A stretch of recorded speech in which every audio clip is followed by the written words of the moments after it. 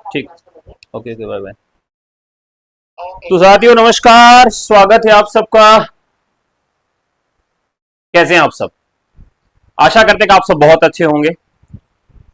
Teachers academy से मैं हूं डॉक्टर अम्बरीश। आज हम लोग एक ऐसे चैप्टर पर सवाल करने जा रहे हैं जो बेहद महत्वपूर्ण है। कौन सा चैप्टर है? आलोचनात्मक कथन।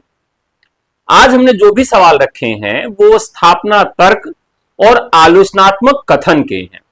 ये पैटर्न अभी तक यूजीसी नेट में ही अप्लाई होता था और थोड़ा बहुत असिस्टेंट प्रोफेसर में अप्लाई किया जाता था, लेकिन आयोग ने इस बार बड़ा परिवर्तन किया और ट्रेंड ग्रेजुएट टीचर और पोस्ट ग्रेजुएट टीचर की परीक्षाओं के लिए भी इस पैटर्न को लागू कर दिया। ऐसे में जो केवल रटकर तैयारी करने वाले स्टूडेंट्स थे या वन लाइनर के फॉर्मेट में तैयारी करने वाले स्टूडेंट्स थे, वो सीधे सीधे बाहर हो गए। समय कम बाकी रह गया है, कम बचा है। ऐसी स्थिति में हमें एक नई तरह की तैयारी करनी चाहिए और उसके लिए समय भी बहुत कम है। तो चलिए उसी फॉर्मेट पर, उसी पैटर्न पर ये आज का सवाल है जो हम लोग शुरू कर रहे हैं। ठीक है, तो आज का पहला सवाल आपके स्क्रीन पे दिखाई दे रहा है। जितने भी साथी आ चुके हैं वो फटाफट वीडियो को लाइक कर दें और कमेंट बॉक्स में आ जाएं।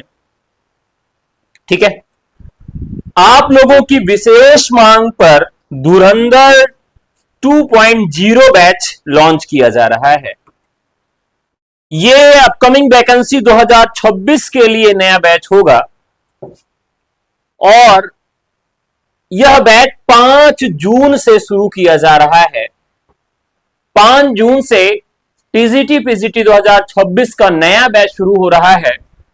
इससे अगर आप जुड़ना चाहते हैं तो आप हमें व्हाट्सएप करके जुड़ सकते हैं। नंबर है 9628 95 92 37। यूपी टीजीटी के 20 मॉडल पेपर यदि आप चाहते हैं तो आप हमें व्हाट्सएप करके ले सकते हैं। 20 मॉडल पेपर, जीआईसी प्रवक्ता और जीडीसी का मॉडल पेपर, प्री और मेंस एलटी ग्रेड का लेना चाहते हैं तो आप हमें व्हाट्सएप करके जुड़ सकते हैं। तो चलिए शुरू करते हैं आज का कारवां। और आज का सबसे पहला सवाल आपके स्क्रीन पे दिखाई दे रहा है।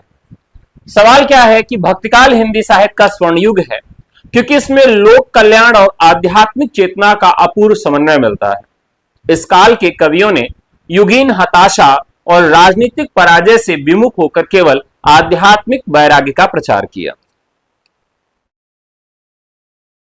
अभी एक कमेंट मैंने देखा, उस कमेंट में किसी ने मुझसे पूछा था कि सर ये सवाल आप कहां से लाते हैं।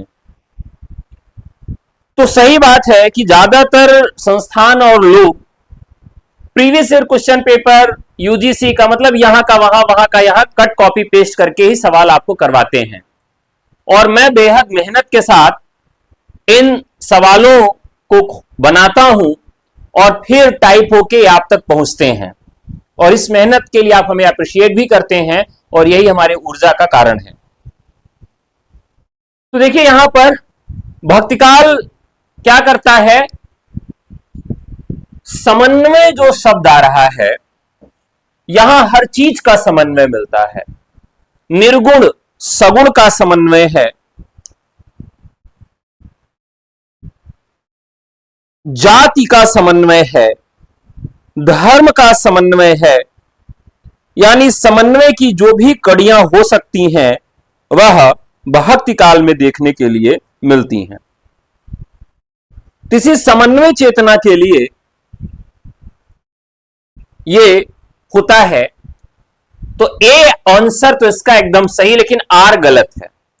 इस काल के कवियों ने युगीन हताशा और राजनीतिक पराजय से विमुख होकर केवल आध्यात्मिक वैराग्य का प्रचार किया। बिल्कुल ऐसा नहीं है। इसमें ईश्वर के साथ साथ लोक मंगल की भावना को भी संविष्ट किया गया है। यदि लोक मंगल की भावना न होती तो कबीर नहीं होते, तुलसीदास नहीं होते। इस अर्थ में पहला सवाल बिल्कुल सही है। तो जितने भी साथी आए हैं फटाफट कमेंट करते और लाइक करते जाएं।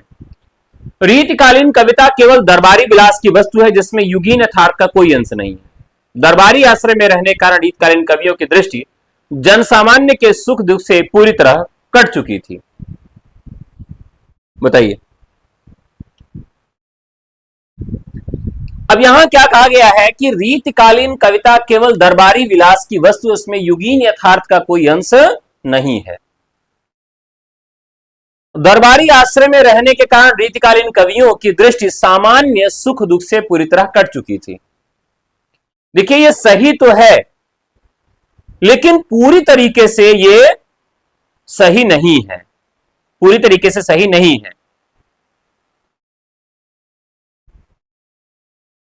क्यों सही नहीं है उसको भी समझिए। देखिए जो रीतिकाल है उसको, इनको क्या कहा गया, कविता का सौदागर कहा गया। इन्हें क्या कहा गया, इन कवियों को कविता का सौदागर कहा गया। कविता का सौदागर क्यों कहा गया, क्योंकि ये ऑन डिमांड कविता लिखते थे। जो कवियों को अच्छी लगे, जो कवियों कह रहा हूं, जो रचनाकारों के द्वारा लिखी गई कविता है वो राज दरबारों में अच्छी पढ़ी जाए, अच्छा महत्व हो और उनका वर्चस्व कायम रहे। तो इस प्रकार से ए और आर दोनों सही, लेकिन आंशिक रूप से सत्य है, पूर्णतः यह सत्य नहीं है। पूरी तरह से कट चुकी थी, यह बिल्कुल नहीं हो सकता है। अब आप कहिए कि अगर नायक नायिका प्रेम कर रहे हैं तो उसमें राष्ट्रीय चेतना तो नहीं मिलेगी। नायक नायिका प्रेम कर रहे हैं तो उसमें युगीन चेतना मिलेगी, बिल्कुल मिलेगी। यहां तक कि अगर कोई नायक अगर नायिका के नक्सिक का वर्णन कर रहा है तो उसमें युगीन चेतना मिलेगी। कैसे मिलेगी, क्योंकि जो उपमान है वो समय समय पे बदलते रहते हैं। ठीक है, अब मान लीजिए आप पहले जब हमारे पास हीरोइन नहीं होती थी, ऐसा हीरोइन का कॉन्सेप्ट नहीं हुआ करता था, तो हम किसी नायिका की बड़ाई कैसे करते थे कि नागिन से बाल रे की अखियां से गोली मारे। अब नागिन से बाल थे, हिरनी जैसी चाल रे, चाल कैसी थी, हिरनी के जैसी थी। आंखें कैसी थी, मीनाक्षी थी। तब भी हमारे पास उपमान के साधन थे। और आज उपमान के साधन क्या तत्व हो गए हैं, क्या है, एकदम परिणीति चोपड़ा लग रही हो भाई तुम तो आज। अब नायिका इसमें खुश हो गई। अगर उससे कहते तुम आज से यार एकदम जमा दी हो, जलवा है तुम्हारा, कैटरीना कैफ लग रही हो, तो आप क्या कर रहे हैं, आज भी जो है अगर इस तरह की दृष्टि रख रहे हैं तो इसमें भी युगीन चेतना आ रही है। पहले जानवरों से, पक्षियों से, इनसे तुलना की जाती थी, प्रकृति के उपमानों से तुलना की जाती थी, आज वास्तविक उपमानों से तुलना की जा रही है। यानी थोड़ा बहुत बदलाव तो हुआ है। तो युगीन चेतना तो रहेगी ही, युगीन चेतना को हम समाप्त नहीं कर सकते हैं। यानी आंशिक रूप में इसको हम कह सकते हैं, पूरी तरह से इसको खारिज नहीं कर सकते हैं। छायावाद स्थूल के प्रति सूक्ष्म का विद्रोह है। यह विद्रोह केवल सामंती नैतिक बंधनों के प्रति था। इसमें सामाजिक और राजनीतिक रूढ़ियों का कोई अंतर्विरोध नहीं था। ये सवाल जितना देखने में अच्छे लगते हैं उतना ये खतरनाक होते हैं। ये क्या कह रहे हैं कि सर आप क्लास लेते हैं, हम रिकॉर्ड करते हैं। अच्छा, अब देखिए कि छायावाद स्थूल के प्रति सूक्ष्म का विद्रोह है। एकदम सही बात है विद्रोह।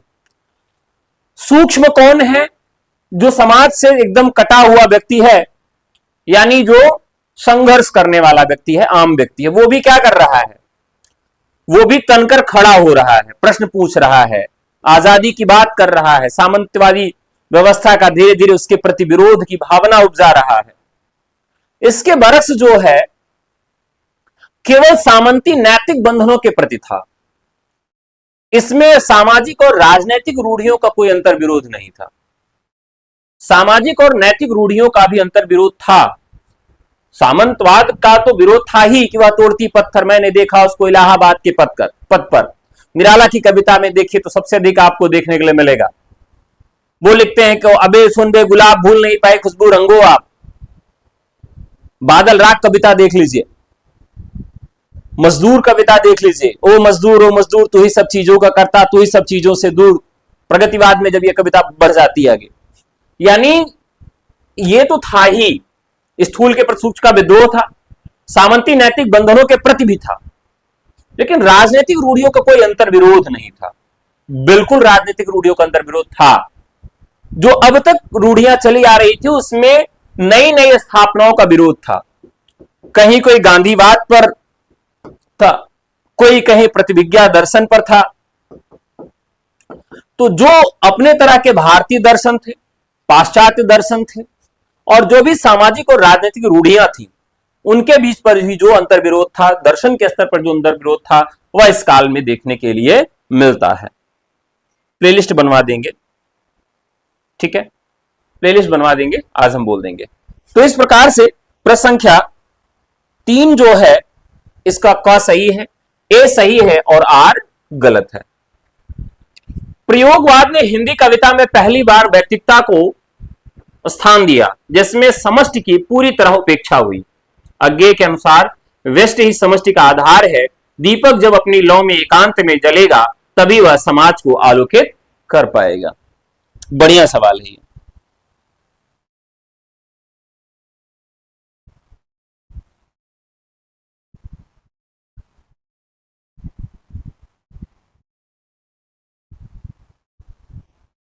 चलिए बात करते हैं प्रश्न संख्या 4 की। प्रयोगवाद ने हिंदी कविता में पहली बार व्यक्तिकता को स्थान दिया, एकदम सही बात है। इसके पहले था लेकिन बहुत कम था। प्रयोगवाद के पहले छायावाद था, प्रगतिवाद था। तो प्रगतिवाद में तो नहीं, लेकिन छायावाद में जो भावना थी व्यक्तिवाद की, वो देखने के लिए मिलती है। मैं शैली अपनाई, मैं शैली की बात की जा रही है छायावादी कवियों के यहां। प्रगतिवाद सामाजिक आंदोलन था एक प्रकार से मार्क्सवाद का। लेकिन जब हम प्रयोगवाद में आते हैं तो कविता की भाषा, कविता की शैली, नए उपमान और व्यक्तिगत चेतनाएं, ये सब कविता का भी आधार बनने लगी थी। तो यहां पर जिसमें पहली बार व्यक्तिगता को स्थान दिया, जिससे समष्टि की पूरी तरह से उपेक्षा हुई। अब हम यह नहीं कह सकते हैं कि पूरी तरह से उपेक्षा हुई, हम यह नहीं कह सकते। उपेक्षा हुई लेकिन पूरी तरह से उपेक्षा नहीं हुई है, इसलिए ए ऑप्शन तो आपका गलत है। अज्ञेय के अनुसार व्यष्टि समष्टि का आधार है। दीपक जब अपनी लौ में एकांत में जलेगा तभी वह समाज को आलोकित कर पाएगा। अब ये देखिए तो राइट आंसर हो जाएगा ए गलत है और आर सही है, ख। प्रश्न 5,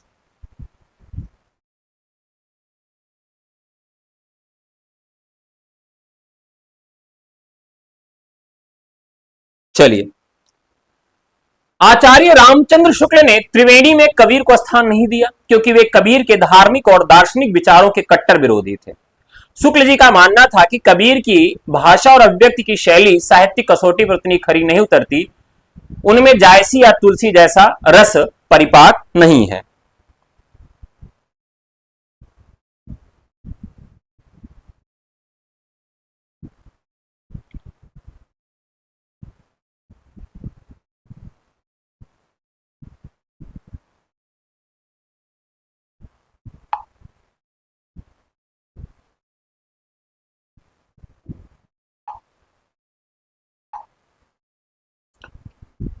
चलिए बात करते हैं इस पे।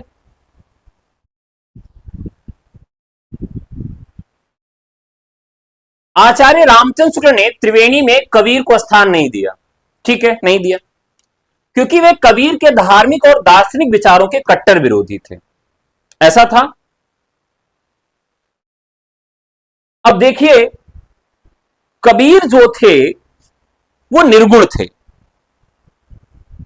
निर्गुण थे। उनका दृष्टिकोण जो था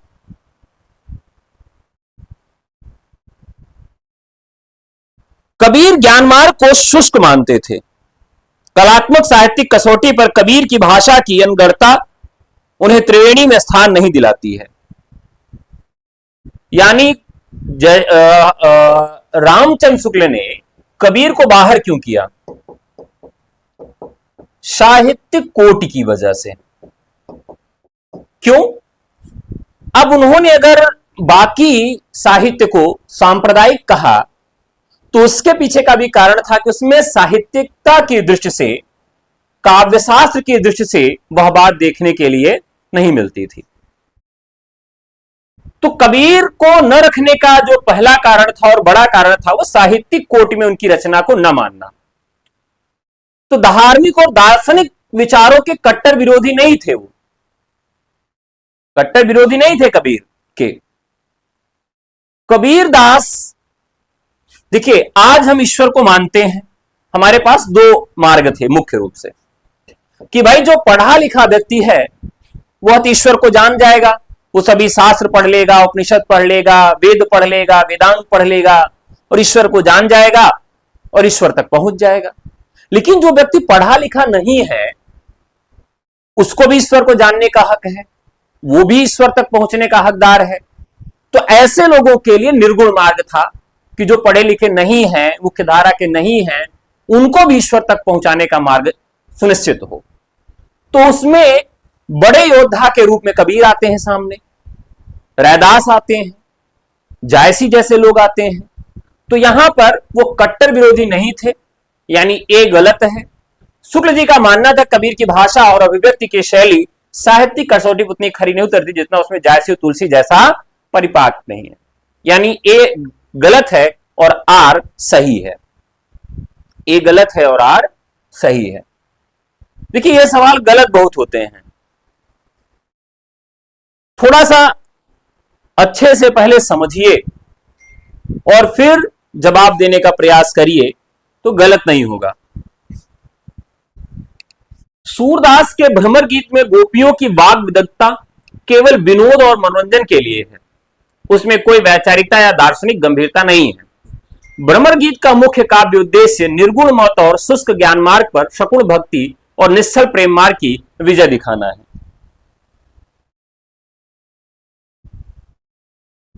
चलिए, यह भी काफी महत्वपूर्ण सवाल है।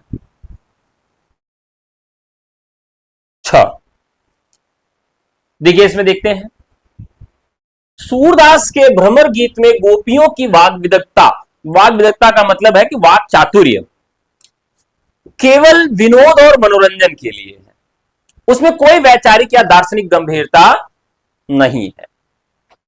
ऐसा क्यों हुआ होगा? सूरदास ने ऐसा क्यों लिखा होगा? तो सूरदास ने देखा कि उस समय जो नाथ पंथ था या जो कबीर वाला पंथ था, निर्गुण पंथ, या जायसी का जो पंथ था, या सिद्धों का जो मार्ग था, वो बड़ा प्रबल होता जा रहा था। मुख्य रूप से राजस्थान वाला क्षेत्र देखे तो नाथों का बेल्ट था, ये नाथों का वर्चस्व उस समय था। कबीर पंथी लोगों का भी वर्चस्व राजस्थान तरफ अधिक था और यहीं ब्रज में मथुरा के आसपास सूरदास रह रहे थे। तो उनको लगा कि पूरी जो भारत की स्थिति है वो डामाडोल होती जा रही है, सब निर्गुण होते जा रहे हैं, तो उनको सगुण का भी पाठ पढ़ाया जाए। लेकिन आप किसी को सीधा मना कर दो कि बेटा तुमको मिठाई नहीं खाना है, तो मिठाई जरूर खाएगा। मिठाई क्यों नहीं खानी ये अगर ये बता दोगे तो निश्चित तौर पे मिठाई नहीं खाएगा। जैसे हम छोटे से बच्चे को कहते हैं कि this is not for you, अभी तुम बड़े नहीं हुए हो, फोन नहीं देखना है तुमको, ऐसे गंदी गंदी पिक्चर नहीं देखनी है, ऐसे लोगों के साथ नहीं टहलना है। आप ये नहीं बताते बच्चों को, क्यों? जब तक आप क्यों नहीं बताएंगे आपका मना करना बेकार जाएगा। वो जितना आप मना करें उतना ही करेगा, क्योंकि निगेटिविटी हमेशा जो है वो आकर्षण का केंद्र बनती है। तो ठीक वैसे ही उन्होंने सगुण और निर्गुण दोनों को सामने लाकर खड़ा कर दिया और दोनों पर उन्होंने क्या किया, तर्क करवाया। अब जो उसमें आपके कृष्ण के मित्र के रूप में यहां पर आए उद्धव, उद्धव कौन है? तो उद्धव है निर्गुण ब्रह्म के उपासक और ये उनके तरफ से वकील हैं। और सगुण ब्रह्म के उपासक और सगुण ब्रह्म के जो वकील हैं वो कौन है? वो है गोपियां। अब इन दोनों के बीच में जो संवाद करवाते हैं भंवरे को केंद्र बनाकर फिर इसमें विजय जैसी बातें देखकर आती हैं। अब इसका उत्तर हम देखें कि क्या होगा, तो ए तो बिल्कुल गलत है और आर सही है। यानी गोपियों की बाध्यता केवल विनोद मनोरंजन के लिए नहीं है। मनोरंजन नहीं कर रहे थे सूरदास।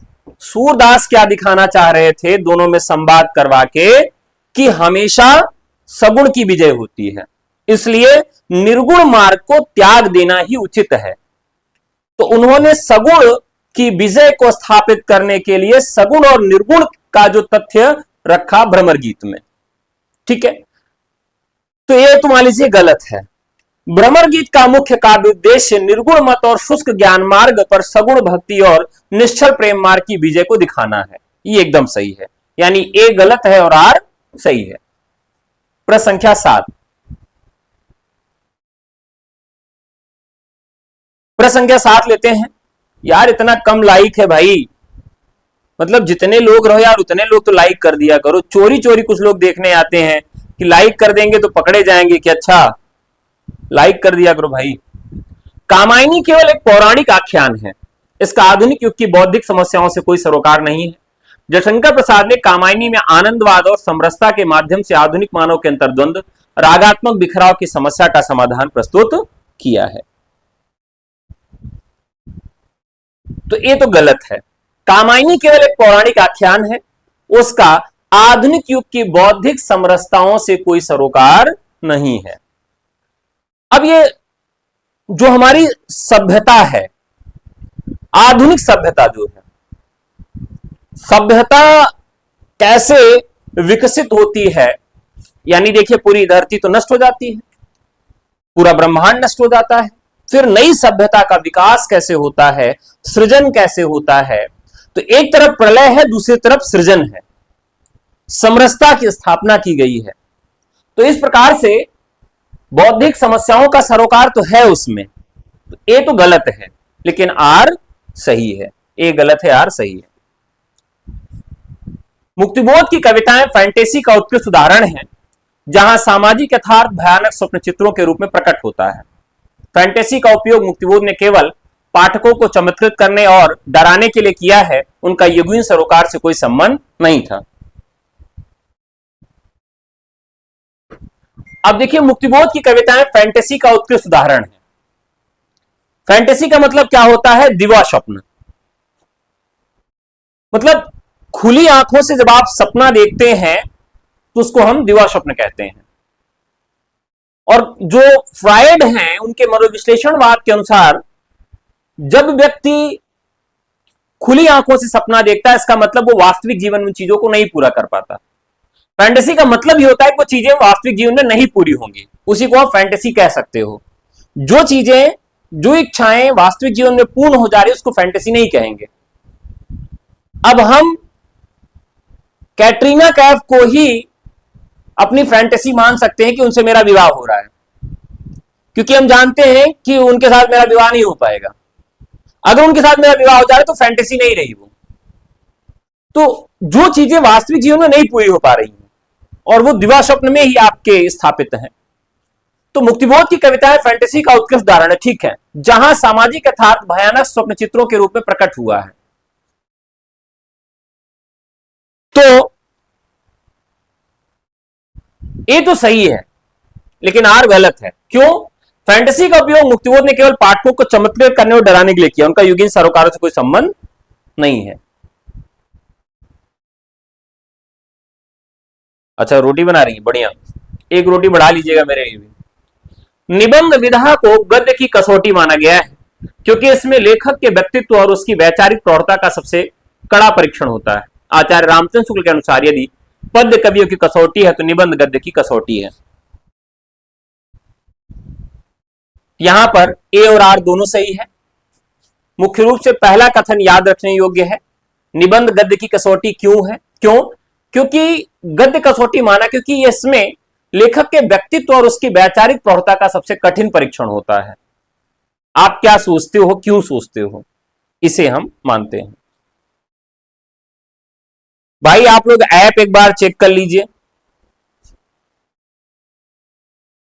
मैं साइड हो जाता हूं। एक बार प्लीज आप सब ऐप चेक कर लीजिए।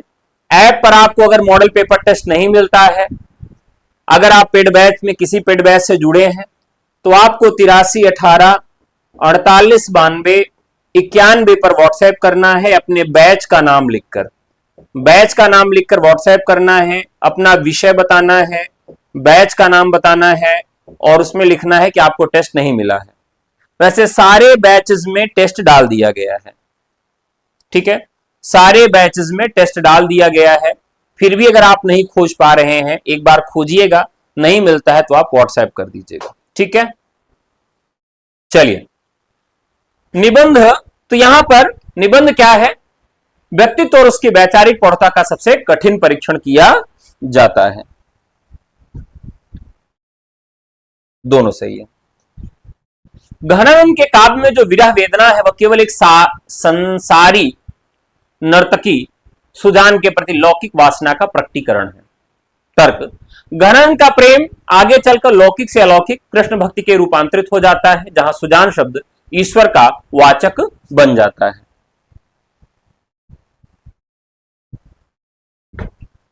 देखिए, सुजान शब्द जो है, मिल गया सर जी, ठीक है, जिसको मिला है वो बता दे भाई, मिल गया है, सबको भेजा गया है, और भी भेज देंगे, घबराइए नहीं। सुजान शब्द जो है वह रीतिकाल में कई अर्थों के रूप में प्रयोग किया गया है। सुजान शब्द किन किन अर्थों में प्रयोग होता है?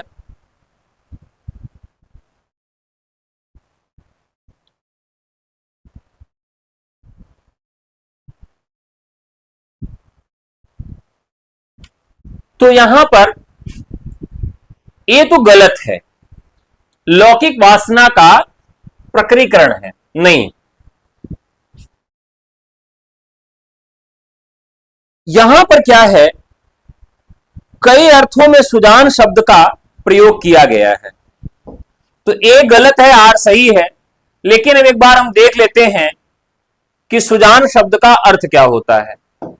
एक हीरोइन भी है सुजैन, सुजैन करके नाम है ना।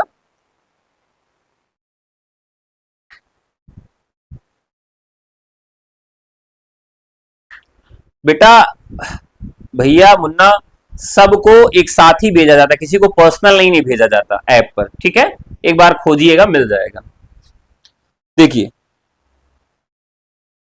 अब देखिए, सुजान शब्द जो है, सु शब्द है, सु का मतलब होता है उपसर्ग है, अच्छा। जान का मतलब क्या होता है? जानने वाला। जान का मतलब आपका जान नहीं, मेरी जान हो तुम, ऐसा नहीं। इसका मतलब होता है चतुर या ज्ञानी। पहला अर्थ सुजान का ये हो गया। लौकिक अर्थ इसका क्या होता है? लौकिक अर्थ हुआ इसका घनानंद की प्रेमिका। अलौकिक अर्थ क्या हुआ इसका? अलौकिक अर्थ क्या हुआ? श्री कृष्ण। गुणवाचक अर्थ क्या हुआ इसका? गुणवाचक अर्थ क्या हुआ? सज्जन या सहृदय।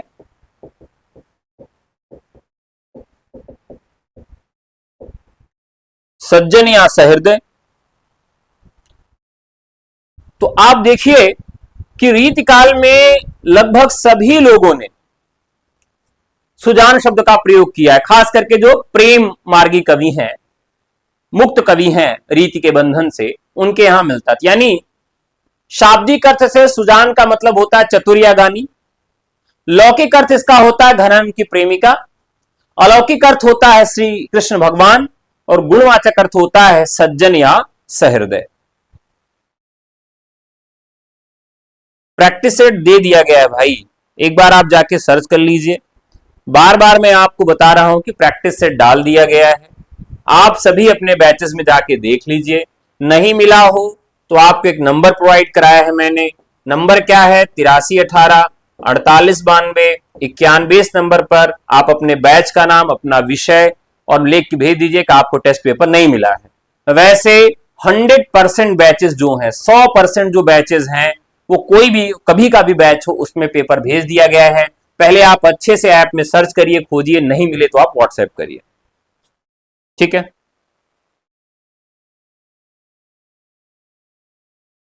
हाँ, एक दिन मैं लाइव आऊंगा और सारे लोगों से बात करूंगा, ठीक है, कल ही कर लूंगा। तो यहां पर क्लियर हो गया। तो यहां पर क्या है, इसका राइट आंसर जो हो जाएगा 10 का, वो खा हो जाएगा, ए गलत है और आर सही है। देखिए, ये मैं क्लास जो है पब्लिकली करा रहा हूं तो बहुत सारे लोग मुझसे नाराज भी हैं। कुछ लोग ऐसे भी नाराज है कि सर मैंने पेड बैच लिया था, आप तो सबको पढ़ा दे रहे हैं। एकदम सही बात है। देखिए, जो प्रतियोगिता होती है वो खुले मंच पर होती है। प्रतियोगिता कभी चोरी चुपके नहीं होती है। अगर खुले मंच पे प्रतियोगिता होगी और 10 लोग सही जवाब बताएंगे, आप नहीं बता पाएंगे, तो आपको लगेगा कि मैं कम पढ़ रहा हूं। तो प्रतियोगिता की भावना है कि बाकी समय में आप अच्छी तैयारी कर लेंगे। ऐप में 10 लोग पढ़ेंगे, हो सकता है कि 9 एक जैसे हो, एक को लगे यार कोई बात नहीं है। तो इस वजह से ऐसा मैं करवा रहा हूं। और ये जो पीडीएफ है बोर्ड का, ये केवल पेड स्टूडेंट्स को ही जाता है, ठीक है। चलिए आगे बढ़ा जाए। अरस्तु के अनुकरण सिद्धांत का अर्थ प्रकृति की हूबहू नकल करना है। अरस्तु के अनुसार कभी वस्तु को वैसे ही नहीं दिखता जैसी वह, बल्कि दिखता है जैसी उसे होना चाहिए, जो इतिहास से अधिक दार्शनिक सत्य है। अरस्तु के अनुकरण का सिद्धांत का अर्थ प्रकृति की हूबहू नकल करना है। तो प्रकृति की हूबहू नकल करना जो इसका अर्थ बताया गया था, वह इनके गुरु प्लेटो के द्वारा बताया गया था। प्लेटो ये मानते थे कि ये हूबहू की नकल करता है प्रकृति की, और नकल जो होती है, नकल और चोरी, वह ईश्वर से त्रिधापते दूर है, यानी 3 डायमेंशनल, 3 गुना दूरी पर है। यानी कविता जो है वो ईश्वर से, यानी सत्य से 3 गुना दूरी पर है। वो कौन कहता था? प्लेटो कहता था। लेकिन अरस्तु इसके बरक्स कहता है, यानी ए तो गलत है, आर सही है। दरअसल ये अनुकरण का मतलब क्या होता है? अरस्तु ये कहते हैं कि हम कोई भी चीज रॉ मटेरियल कहां से लेते हैं? कल्चर से, या क्रिएशन से, या फिर नेचर से, प्रकृति से लेते हैं, और फिर उसके अनुसार, अपने अनुसार उसको हम ढालते हैं। यानी जो अनुकरण होता है ये कभी ये नहीं बताता कि कोई चीज कैसी है, हमेशा ये बात करता है कि ये चीज कैसी होनी चाहिए। एक शेर जो कि जंगल में है, उसको देखकर आपका बच्चा डर जाता है, लेकिन एक कलाकार जब उसे एक पेंटिंग के रूप में बनाता है या खिलौने के रूप में बनाता है, तो उसी शेर से आपका बच्चा नहीं डरता है, वो बच्चा खेलता है। यानी यह कलाकार जो है, ये जो क्रिएटर है, वो उस चीज को ऐसा बनाता है कि कैसा होना चाहिए। यानी कवि प्रकृति से रॉ मटेरियल लेकर चीजों को ऐसे व्यक्त करता है कि उसको कैसे होना चाहिए, और जबकि प्रकृति हूबहू उसको देती है जैसे कि वो है। ठीक है।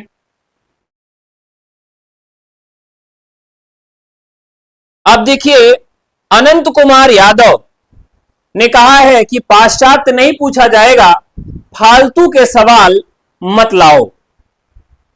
अनंत कुमार, आपका जो ये कमेंट है बड़ा अच्छा लगा, बहुत बहुत आभार आपको, नमस्ते प्रणाम पहुंचे। अगर आपके पास प्रीवियस ईयर क्वेश्चन पेपर हो, 2021 टीजीटी का पेपर अभी आप उठा लीजिए, 2021 टीजीटी का पेपर अभी उठा लीजिएगा, और जिन लोगों ने देखा है वो मेरा समर्थन भी करेंगे। प्रश्न पूछा गया था विखंडनवाद, प्रश्न पूछा गया था विखंडनवाद। जितने भी साथी 2021 का पेपर देखे हैं वो मेरा समर्थन करेंगे, जिन्होंने नहीं देखा मैं उनको क्या ही कहूं। पहले आप लोग बता दीजिए भाई, अनंत कुमार यादव जी को, हो सकता है कि मैं गलत हूं, एक बार सब लोग बता दीजिएगा। चलिए, प्रश्न संख्या 11 एक गलत है और 8 सही है। प्रश्न संख्या 12 है, इलियट ने स्वच्छंदतावादी, अब जैसे ये पूछ लेगा कि स्वच्छंदतावाद और निरपेक्षतावाद सिद्धांत किसका है, अनुकरण सिद्धांत किसका है, उत्प्रेरक सिद्धांत किसका है, तो क्या करेंगे आप, गोली मार देंगे। यानी स्थापना तर्क का सवाल नहीं पूछा जाएगा बिल्कुल, लेकिन ये किसका सिद्धांत है ये पूछा जाएगा। ठीक है, नहीं इग्नोर करने की जरूरत नहीं है, वो पढ़ने आए हैं तो उनको बताने की जरूरत है कि नहीं भाई ये बात जो है वो मैं जो पढ़ा रहा हूं सही है। टीएस इलियट का निर्भीकता का सिद्धांत यह मानता है कि कविता कवि के व्यक्तित्व की अभिव्यक्ति है। नहीं, वो मानता है कि कविता व्यक्ति के व्यक्ति नहीं बल्कि उसका पलायन है। ध्यान रखिएगा, पलायन है। और ये काव्य लक्षण के अंतर्गत भी पूछा जाएगा, ध्यान रखिएगा। अगर पाश्चात्य काव्य शास्त्र में इसको नहीं पूछा जाएगा तो काव्य लक्षण में पूछा जाएगा, क्योंकि काव्य लक्षण जब हम पढ़ते हैं तो 3 तरह का काव्य लक्षण पढ़ते हैं। कौन कौन सा, हिंदी का, दूसरा संस्कृत का, और तीसरा अंग्रेजी या पाश्चात्य काव्य शास्त्रियों का। तो पाश्चात्य काव्य लक्षण के अंतर्गत केवल 2021 में ही नहीं, एक आध साल 2 साल गैप किया गया होगा, इसके बदले लगभग हर साल एक आध 2 सवाल पूछा जाता है। चलिए, तो इसलिए जो सामान्य सी जानकारी है, बात है, ये पूछ लिया जाएगा कि कविता कवि के व्यक्ति नहीं पलायन है, किसका सिद्धांत। तो मैंने बताया था आपको कि इल्लियां क्या करती हैं, एक खेत से दूसरे खेत में पलायन कर जाती हैं। तो ये पलायन कहा था, यानी ए आपका गलत है और आर सही है, ए गलत है आर सही है। आदिकालीन रासो काव्यों जैसे पृथ्वीराज रासो की ऐतिहासिक प्रामाणिकता अत्यंत संदिग्ध है।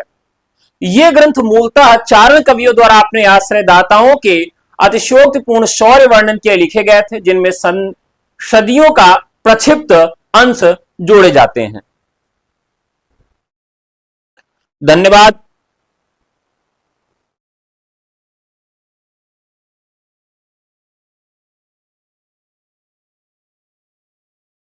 चलिए,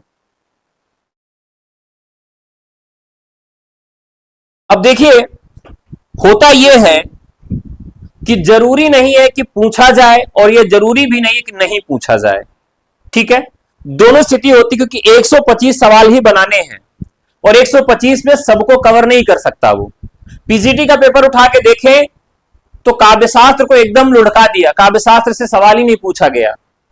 तो आप ऐसा नहीं कि काव्यशास्त्र पढ़ना छोड़ देंगे, जो छोड़ दिया है हो सकता है अगले में पूछा जाए। हमारी जिम्मेदारी है कि हमें पूरा पढ़ना चाहिए और जो अपेक्षित है वो भी पढ़ना चाहिए। ठीक है, आप देखेंगे तो टीजीटी के सिलेबस में, पीजीटी के सिलेबस में आलोचना नहीं है। जितने भी साथी देख रहे हैं उन्होंने सिलेबस देखा होगा, वो एक बार मुझे बता दें कि क्या टीजीटी पीजीटी के सिलेबस में आलोचना है। नहीं देखा सिलेबस तो आप देख लीजिएगा, लेकिन क्या आलोचना से सवाल पूछे जाते कि नहीं पूछे जाते।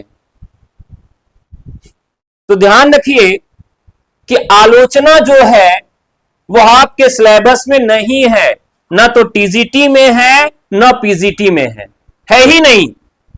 क्या इससे सवाल नहीं पूछे जाते हैं।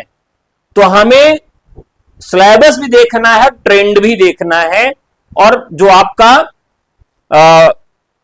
टॉपिक है उसके इर्द गिर्द भी जाके पढ़ना है।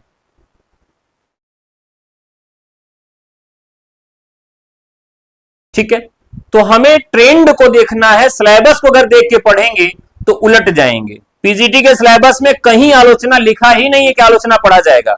आलोचना सिलेबस में कहां है, यूजीसी के सिलेबस में जाके देखिए आलोचना है, जीडीसी के सिलेबस में जाके देखिए आलोचना है, असिस्टेंट प्रोफेसर के सिलेबस में जाके देखिए आलोचना है। यूपी टीजीटी पीजीटी के सिलेबस में कोई मुझे दिखा दे कि आलोचना लिखी है, नहीं मिलेगी। तो भी हमको पढ़ना पड़ेगा। दुनिया में आए हो तो पढ़ना ही पड़ेगा। चलिए, कोई बात नहीं, आगे बढ़ते हैं। तो आदिकाल का यह सवाल है, प्रश्न संख्या 13 है। ये ए भी एकदम सही है, बी भी एकदम सही है। आदिकाल में जो सबसे प्रामाणिक काव्य है, आदिकाल में जो सबसे प्रामाणिक काम हुआ है वो जैन काव्य में हुआ है। क्यों हुआ है? क्योंकि जैन काव्य चरित काव्य थे, तो चरित्र का वर्णन करने के कारण जैन काव्य आदिकाल का सबसे प्रामाणिक खंड माना जाता है ऐतिहासिक दृष्टिकोण से। दोनों सही है। स्थापना, संतन को कहा सीकरी सो काम, कुंभन दास का कथन अष्टछाप के कवियों की राजकीय वैभव के प्रति विरक्ति का परिचायक है। पुष्टि मार्ग में दीक्षित होने के कारण अष्टछाप के कवियों के जीवन का एकमात्र ध्येय कृष्ण लीला गायन था, राजस्व प्राप्त करना नहीं था। चलिए बताइए।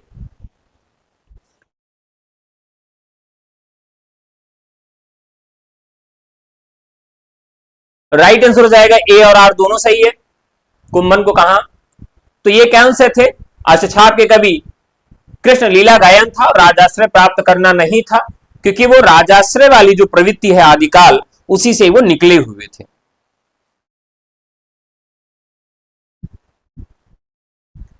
भारतीय युग को पुनर्जागरण काल और द्विवेदी युग को जागरण सुधार काल कहा जाता है। यह प्रवृत्तिगत नामकरण डॉक्टर रामविलास शर्मा ने अपने आलोचनात्मक ग्रंथों में पहली बार किया था। अब बताइए, मोस्ट इंपॉर्टेंट क्वेश्चन है ये। प्रश्न संख्या 15 बताओ मुन्ना, जल्दी बताओ,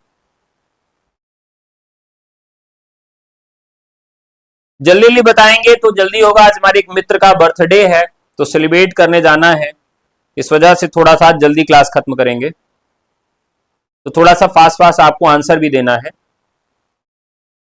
प्रश्न संख्या 15 का बी ऑप्शन आ रहा है, सी कोई कोई कह रहा है। चलिए देखिए, 15 नंबर का सवाल अगर देखें तो ए सही और आर गलत है, क्योंकि ये जो नामकरण है यह रामविलास शर्मा के यहां नहीं मिलता है, जबकि यह नामकरण हमें नगेंद्र के काल विभाजन में मिलता है। ठीक है,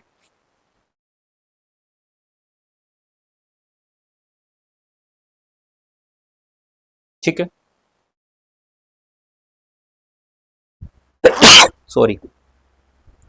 तार सप्तक के प्रकाशन से हिंदी कविता में प्रयोगवाद का आरंभ माना जाता है। तार सप्तक के सभी 7 कवि एक ही निश्चित राजनीतिक विचारधारा और साहित्यिक स्कूल से बंधे हुए थे। वो 7 कवि जो थे एक निश्चित राजनीतिक विचारधारा और साहित्यिक स्कूल से नहीं बंधे हुए थे। ये बात यहां पर गलत है। ठीक है, वे राहों के अन्वेषी थे, सबकी वैचारिक पृष्ठभूमि अलग थी। राहों के अन्वेषी थे यानी सब खोज पर निकले थे और उनको एक उद्देश्य मिल गया था कि हमको इसी उद्देश्य यहीं तक पहुंचना है, जबकि सभी लोग अलग अलग विचारधारा से आते थे, अलग अलग राजनीतिक मानदंडों को मानने वाले होते थे। बस वो राहों के अन्वेषी थे और एक जगह मिलकर एक ही लक्ष्य की ओर आगे बढ़ रहे थे। ठीक है, राइट आंसर हो गया। मैं शादी कब करूंगा? लड़की नहीं मिल रही यार, बाकी सारी तैयारी है, टेंट, सामियाना, घोड़ी, गाड़ी, बाजा, सब तैयारी है, बस लड़की नहीं मिल रही है। चलिए अगला सवाल। भारत मुनि ने अपने नाट्यशास्त्र में रसों की संख्या 8 मानी है और शांत रस को नाट्य रस स्वीकार नहीं किया। शम या पूर्ण वैराग की स्थिति निष्क्रिय होती है, जिसका रंगमंच पर सक्रिय अभिनय करना अत्यंत कठिन है। चलिए, ए और बी दोनों सही है। क्यों ऐसा है? क्योंकि ये एकदम सही बात है, उन्होंने रसों की संख्या 8 ही मानी। क्यों नहीं माना? क्योंकि पूर्ण वैराग की स्थिति निष्क्रिय होती है, जिसका रंगमंच पर सक्रिय अभिनय करना अत्यंत कठिन होता है। अब कोई नाटक देखने जाए, कोई फिल्म देखने जाए तो क्या होगा? कोई नाटक फिल्म देखने जाए और कहे कि क्या लेकर आए थे, क्या लेकर जाओगे, ये पत्नी जिसके बगल तुम बैठे हो, क्या तुम सोचते हो ये तुम्हारी है? ये बच्चा जिसको साथ लेके तुम फिल्म दिखा रहे हो, क्या तुमको लगता है कि तुम्हारा साथ देगा? जिस पर्स, जिस वॉलेट को लेके बैठे हो जिसमें पैसा है, क्या लगता है कि तुमको ईश्वर तक पहुंचा सकेगा? सब व्यर्थ है। खुली मुट्ठी लेकर आए थे, बंधी मुट्ठी लेकर जाओगे, बंधी मुट्ठी लेके आए थे, खुली मुट्ठी लेके जाओगे, दुनिया व्यर्थ है। अब फिल्म देखते समय इस प्रकार की बात आने लगे, रंगमंच पर इस तरह की बात आने लगे तो क्या होगा? कौन देखने जाएगा, लगेगा यार ये तो प्रवचन हो गया। और इसको सक्रिय रूप में दिखाया भी नहीं जा सकता है, और पति पत्नी में आपस में खुद लड़ाई हो जाएगी, कहेगा हाँ बात तो सही है यार, ये पत्नी जो है पता नहीं किसकी है, साथ गए थे फिल्म देखने के लिए लेकिन पत्नी छोड़ के चले, नहीं नहीं तुम जाओ यार, इस फिल्म से बड़ा इंस्पायर हूं, अब तो मैं अकेले ही रहूंगा, बच्चा बच्चा क्या ही मतलब है। तो ये बात जो है भरत मुनि को बहुत पहले ही पता लग गई थी, इसीलिए उन्होंने यह बात की और शांत रस को नाटक के लिए उपयुक्त नहीं माना।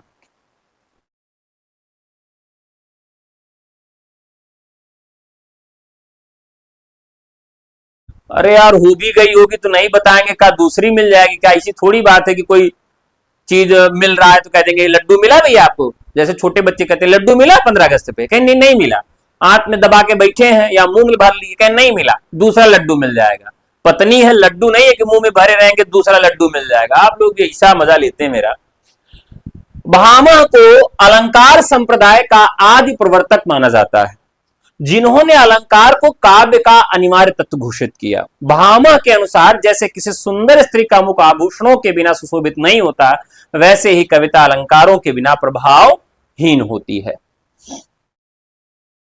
ठीक है, राइट आंसर हो जाएगा ए और आर दोनों सही है, ए और आर दोनों सही है।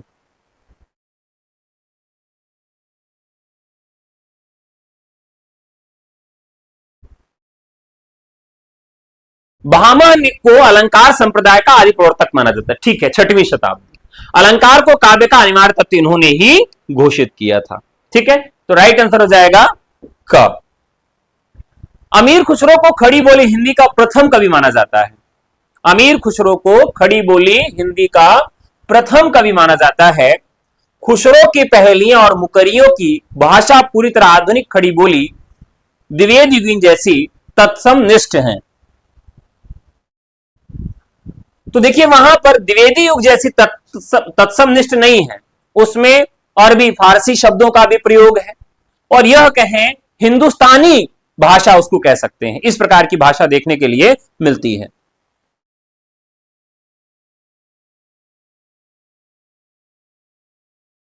भाई दहेज, दहेज नहीं मांगता मैं, दहेज का विरोधी हूं। कौन सा सवाल? प्रश्न संख्या 9। यार इतना देर से बता रहे हो, थोड़ा पहले बता दिया करो। आचार्य रामचंद्र के अनुसार यदि पद्य कवियों कसौटी है तो निबंध गद्य कसौटी है। का इसमें गलत है राजा? आचार्य रामचंद्र के अनुसार यदि पद्य कवियों की कसौटी है तो निबंध गद्य की कसौटी है। का गलत है राजा जी? चलिए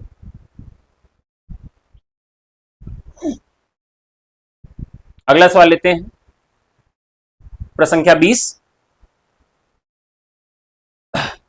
तुलसीदास के रामचरितमानस की अवधि भाषा मलिक मोहम्मद जायसी के पद्मावत की अवधि को सर्वथा भिन्न प्रतीत की है। जायसी की अवधि ठेठ ग्रामीण और लोक मुहावरों से युक्त है, जबकि तुलसी की अवधि संस्कृतानिष्ठ व्याकरण सम्मत और तत्संप्रधान है। तो देखिए यहां पर दोनों कथन सही है, क्योंकि जायसी के यहां ठेठ अवधि मिलती है और इनके यहां संस्कृतानिष्ठ मिलती है। आचार्य रामचंद्र ने कबीर की भाषा को साधुकड़ी और बाबू श्याम सुंदर दास ने पंचमेल खिचड़ी कहा है। शुक्ल जी के अनुसार कबीर की भाषा में काव्यगत परिष्कार की कमी थी, जिसके कारण उन्हें उच्च कोटि का महाकवि स्वीकार करने में हिचकिचाते थे। अभी भी हम लोगों ने इस पे बात किया था। ए और आर दोनों सही है, पहला और दूसरा कथन सही है।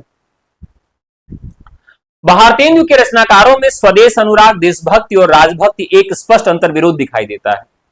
कथन, वे एक तरफ ब्रिटिश शासन की न्यायप्रियता की प्रशंसा करते थे और दूसरी तरफ देश के आर्थिक शोषण की कटु निंदा करते थे। ये सवाल बहुत बढ़िया है, मस्त सवाल एकदम। पद्य की जगह गद्य होना चाहिए था। देखिए पद्य कवियों की कसौटी है और गद्य निबंध की कसौटी है। चलिए कोई बात नहीं है, हो सकता है टाइपिंग मिस्टेक। यहां देखिए कि भारतीय युग में दो चीजें बहुत ही ज्यादा थी। कौन कौन सी? राष्ट्रभक्ति बनाम राजभक्ति। राजभक्ति क्या था? अंग्रेजों के प्रति निष्ठा। एक तो अंग्रेजों के प्रति निष्ठा थी, वो राजभक्ति थी, और भारत के प्रति जो निष्ठा थी वो राष्ट्रभक्ति थी। तो कवियों के यहां ये उहापोह मिलता है, उनकी कविता में ये देखने के लिए मिलता है कि क्या होना चाहिए। ठीक है, तो ये अगर हम देखें तो ये बहुत देखने के लिए मिलता है। कहां? कथन एक और दोनों सत्य हैं और दो एक की सही व्याख्या करता है। एक तरफ ब्रिटेन शासन की न्याय प्रणाली की प्रशंसा करते थे और दूसरी तरफ से देश के आर्थिक शोषण की कटु निंदा भी करते थे। यानी दोनों तरह की बातें इस युग में देखने के लिए मिलती हैं। प्रगतिवाद मार्क्सवादी वैचारिक दर्शन का साहित्यिक संस्करण है। शमशेर बहादुर सिंह को प्रगतिवाद का शुद्ध और एकमात्र प्रतिनिधि कवि माना जाता है, क्योंकि उन्होंने अपनी कविताओं में सामाजिक यथार्थ को बिना किसी शिल्पगत जटिलता के साथ प्रस्तुत किया है। अब देखिए, पहला कथन एकदम सही है, लेकिन दूसरा कथन नहीं सही है। क्यों नहीं सही है? क्योंकि एकमात्र कवि नहीं है, बहुत सारे कवि हैं जिन्होंने शिल्प को बिना ध्यान में रखते हुए अपनी बात को कहने को ही महत्व दिया कि हम जो कह रहे हैं वही महत्वपूर्ण है। पूर्णिमा श्रीवास्तव जी नमस्कार। नई कविता प्रयोगवाद का ही विकसित रूप है, लेकिन इसमें प्रयोगवाद जैसी कुंठा अति वैयक्तिकता की प्रवृत्ति कम थी। नई कविता किसी एक निश्चित वाद में बंधने की बजाय जीवन के यथार्थ को उसके बहुयामी रूप में स्वीकार करती थी। नई कविता प्रयोगवाद का ही विकसित रूप है, सही बात है, लेकिन इसमें प्रयोगवाद जैसी कुंठा और अति वैयक्तिकता की प्रवृत्ति कमी थी। नई कविता में समाज भी था, समस्याएं भी थी, व्यक्तिगतता थी लेकिन उतना नहीं थी, कुंठा थी लेकिन उतना नहीं थी। इस प्रकार से जो बीज है वह देखने के लिए तो मिलते हैं हमें प्रयोगवाद से, लेकिन नई कविता में आने के बाद उसका स्वर बदल जाता है। नई कविता किसी एक निश्चित वाद में बंधने की बजाय जीवन के यथार्थ को उसके बहुयामी रूप में प्रस्वीकार करती थी। सही बात है, वो किसी एक वाद, किसी स्कूल, एक स्कूल के वो नहीं है, वो क्या करते हैं, वाद में बंधना नहीं चाहते हैं। यानी दोनों कथन सत्य हैं। सूफी काव्यों में मसनवी शैली का प्रयोग मिलता है, जिसमें ईशव वंदना, गुरु महिमा के बाद तत्कालीन शासक शाह वक्त की प्रशंसा की जाती है। मलिक मोहम्मद जायसी ने पद्मावत में तत्कालीन मुगल बादशाह अकबर की प्रशंसा मसनवी शैली के अंतर्गत की थी। यह सवाल और भी मस्त है। क्यों मस्त है? देखिए, पहला तो सही है, शाह वक्त की प्रशंसा की जाती है मसनवी शैली में, ईश वंदना की जाती है, गुरु की महिमा की जाती है, लेकिन यहां पर मलिक मोहम्मद जायसी ने पद्मावत में तत्कालीन मुगल बादशाह अकबर की प्रशंसा नहीं की है। अब आप लोग कमेंट करके मुझे बताएंगे कि उन्होंने किसकी प्रशंसा की है। किसकी प्रशंसा देखने के लिए मिलती है मलिक मोहम्मद जायसी के काव्य में? ठीक है, तो यहां ए तो सही है लेकिन आर गलत है। मैंने पहला सही है, दूसरा गलत है। रीतिकाल के कवियों को रीतिबद्ध, रीतिसिद्ध और रीतिमुक्त तीन श्रेणी में विभाजित करने का श्रेय आचार्य रामचंद्र शुक्ल को जाता है। महाकवि बिहारी लाल को रीतिसिद्ध श्रेणी का प्रतिनिधि कवि माना जाता है।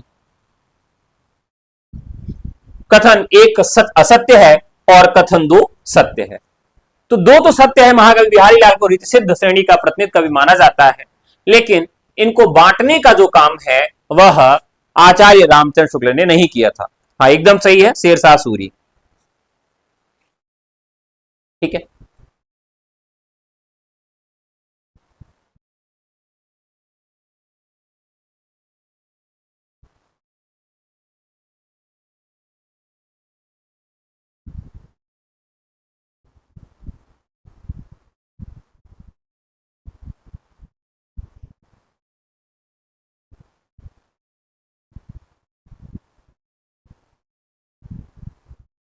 चलिए। हाँ, अब यहां देखिए, हिंदी साहित्य का अतीत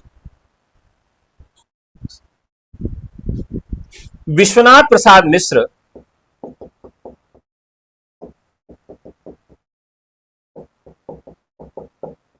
हिंदी साहित्य का अतीत, हिंदी साहित्य का अतीत। तो विश्वनाथ प्रसाद मिश्र ने हिंदी साहित्य का अतीत में यह काम किया है, यानी ऑप्शन आपका ए पहला असत्य है और दूसरा कथन इसका सत्य है। प्रश्न संख्या 27,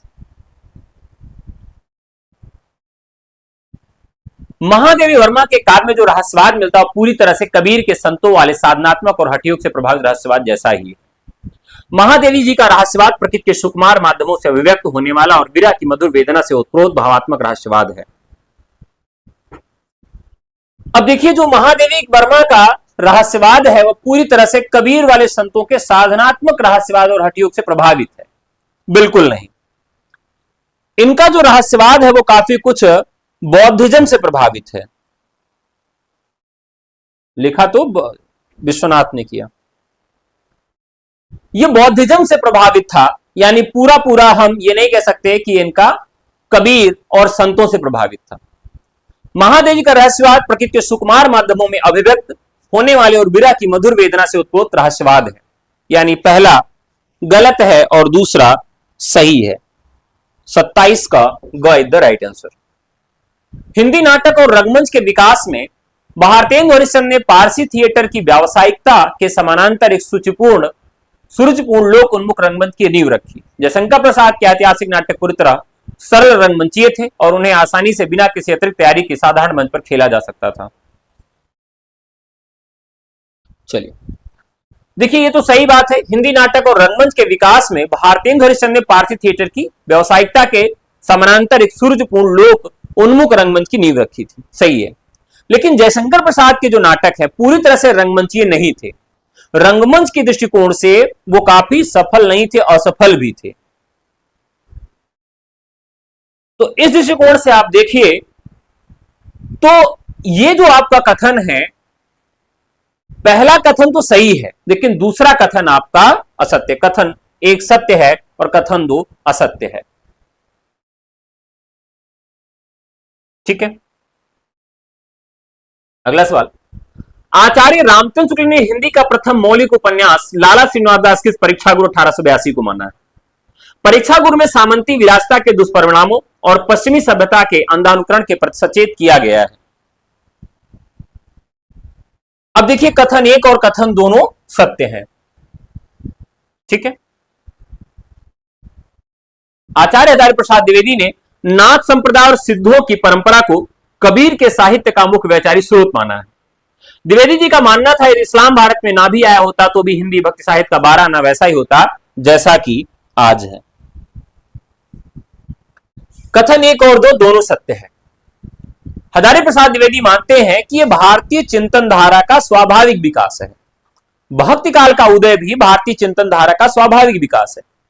जो दक्षिण में आलवार और नैनारों की परंपरा थी, नाथों और सिद्धों की परंपरा थी, तो ये कहीं ना कहीं बाद में बदलती है और जो दक्षिण भारत में धर्म का श्रोता उपजा था वो उत्तर भारत में आता है। तो इस प्रकार से दोनों कथन आपके सही हैं। ठीक है, यहां पर दो ऑप्शन और मिलते हैं। क्रोंचे के अभिव्यंजनावाद के को आचार्य रामचंद्र शुक्ल ने भारतीय वक्रोक्त सिद्धांत कुंतक का विलायती उत्थान माना है। वक्रोक्ति सिद्धांत और अभिव्यंजनावाद दार्शनिक और तात्विक धरातल पर पूरी तरह से एक समान है और उनमें कोई अंतर नहीं है। बहुत ही महत्वपूर्ण सवाल है ये। अब इसे समझिएगा, ये कई बार पूछा गया है कि भारतीय वक्रोक्त सिद्धांत, अब टीजीटी 2016 में भी शायद ये सवाल पूछा गया था, मुझे एग्जैक्ट तो याद नहीं आ रहा है। तो ये इस दृष्टिकोण से बहुत महत्वपूर्ण सवाल है।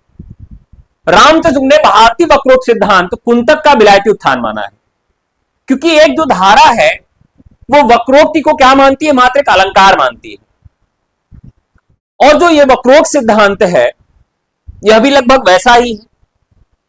तो यहां पर जो हमारा ऑप्शन सही होगा, वक्रोक्त सिद्धांत और अभिव्यंजनावाद दार्शनिक और तात्विक धरातल पर पूरी तरह एक समान है, उनमें कोई भी अंतर देखने के लिए नहीं मिलता है। इस तरह से जो राइट आंसर हो जाएगा, कथन एक सत्य है और कथन दो भी सत्य है। ऐसा होगा? नहीं होगा। तो इसमें कोई तात्विक अंतर नहीं है, यह बात कही गई है। अंतर तो है। अब आप इसके चक्कर में अगर फंसेंगे तो गड़बड़ हो जाएगा सवाल। अंतर है लेकिन पूरी तरह से अंतर नहीं है। अगर इसमें कहता है कि इसमें एक समान है, इसमें थोड़ा बहुत अंतर है, तब तो ठीक था। लेकिन इसमें कह रहा है कि इसमें कोई अंतर नहीं है, तो यहां पर कथन एक सही है और दो असत्य है। ध्वन्यालोक ग्रंथ के रचयिता आचार्य आनंदवर्धन है, जिन्होंने ध्वनि को काव्य की आत्मा स्वीकार किया है। कथन: ध्वनिवादी आचार्यों के अनुसार जहां वाच्यार्थ मुख्य होता है और व्यंग्यार्थ गौण हो जाता है, वहां सबसे उत्तम ध्वनि काव्य होता है। यह भी काफी महत्वपूर्ण सवाल है। कथन एक सत्य है लेकिन कथन दो असत्य है। ऐसा क्यों है? तो आचार्य आनंदवर्धन जो है ध्वन्यालोक में ध्वनि को काव्य की आत्मा मानते हैं, लेकिन ध्वनि सिद्धांत के अनुसार उत्तम काव्य ध्वनि काव्य होता है, जहां वाच्यार्थ खुद को गौण करके व्यंग्यार्थ को प्रधान रूप में चमत्कृत करे। जहां व्यंग्यार्थ गौण हो जाए उसे गुणीभूत बद्धम काव्य कहते हैं। यह कथन जो है वह असत्य हो जाता है। तो वाच्यार्थ मुख्य होता है और व्यंग्यार्थ गौण हो जाता है और सबसे उत्तम ध्वनि काव्य होता है, नहीं, यह मध्यम काव्य हो जाता है। ठीक है, तो इस प्रकार से आपका कथन एक सत्य है और कथन दो इसका असत्य है। क्लियर है सबको? बढ़िया। विद्यापति को कुछ आलोचक विशुद्ध श्रृंगारी मानते हैं, तो कुछ उन्हें कृष्ण भक्त कवियों की श्रेणी में रखते हैं। आचार्य रामचंद्र शुक्ल का मत है कि आध्यात्मिक रंग के चश्मे आजकल बहुत सस्ते हो गए हैं। टिप्पणी उन्होंने विद्यापति के पदों के संदर्भ में ही कही थी। देखते हैं, तो राइट आंसर इसका हो जाएगा दोनों कथन ही सत्य है। केशव दास को कठिन काव्य का प्रेत कहा जाता है क्योंकि उनकी रचनाओं में कृष्णता और पांडित प्रदर्शन का अतिशय है। आचार्य रामचंद्र शुक्ल ने केशव दास को हृदयहीन कवि कहा है क्योंकि उनके अनुसार केशव में वो सहजता और भावुकता नहीं थी जो एक सच्चे कवि में होनी चाहिए। राइट आंसर हो जाएगा ग। छायावास शब्द का प्रथम लिखित प्रयोग मुकुटधर पांडे ने श्री शारदा पत्रिका में प्रकाशित लेखों के माध्यम से किया था। यानी प्रथम प्रयोक्ता मुकुटधर पांडे थे और दूसरे सुशील कुमार थे। आचार्य रामचंद्र शुक्ल ने मुकुटधर पांडे और मैथिलक्षण गुप्त को छायावाद का प्रवर्तक प्रथम कवि स्वीकार किया है।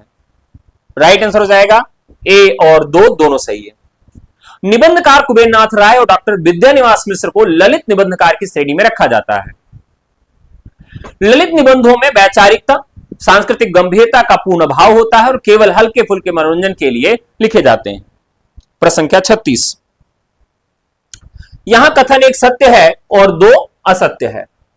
कैसे असत्य है, कैसे असत्य है उसको देखते हैं। 36 नंबर का सवाल है। हजारी प्रसाद द्विवेदी, विद्यानिवास मिश्र, कुबेरनाथ राय हिंदी के शेष ललित निबंधकार हैं। यह कथन एकदम सही है। ललित निबंधों में शास्त्रीय, सांस्कृतिक, ऐतिहासिक और लोक जीवन की बहुत गहरी चेतना होती है। वे केवल सतही हल्के फुल्के मनोरंजन के साधन नहीं होते हैं। द्विवेदी जी ने एक निबंध लिखा जिस निबंध का नाम क्या था? कुटज था।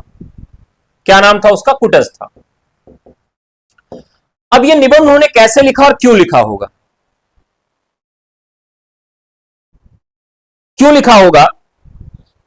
तो उस समय हजारी प्रसाद द्विवेदी को 10 वर्ष तक के लिए बनारस हिंदू विश्वविद्यालय में पढ़ाने के लिए बुलाया गया था और 10 वर्ष बाद जब पूर्ण हुए तो उनको एकाएक वहां से विदाई दे दी गई।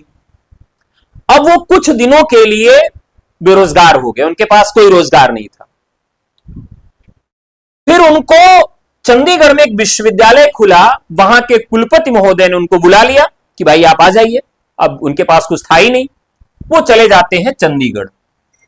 चंडीगढ़ का जो एरिया है वो उत्तराखंड और हिमाचल इस सब के नजदीक पड़ता है, यानी वहां पर पर्वत और उसकी जो छटा है वो देखने के लिए मिलती है। अब पर्वत की छटा में जब वो टहलते हैं तो अलग अलग तरह के फूल, अलग अलग चीजें मिलती हैं और उसमें ही उनको एक पेड़ दिखाई देता है जो कुटस, जिसका वो नामकरण करते हैं, क्योंकि वो स्वयं को भी क्या मानते हैं? एक कुटस की तरह मानते थे। उनको लगता था कि मेरा नाम, मेरा शोहरत, मेरा जो है वो एक कुटस की तरीके से है। नाम नहीं है, नाम बड़ा ना इसलिए नहीं होता क्योंकि वो नाम है। तो उन्होंने स्वयं को भी कुटज के रूप में स्थापित किया था और इस दृष्टिकोण से यह कुटज निबंध भी बहुत उनका महत्वपूर्ण हो जाता है।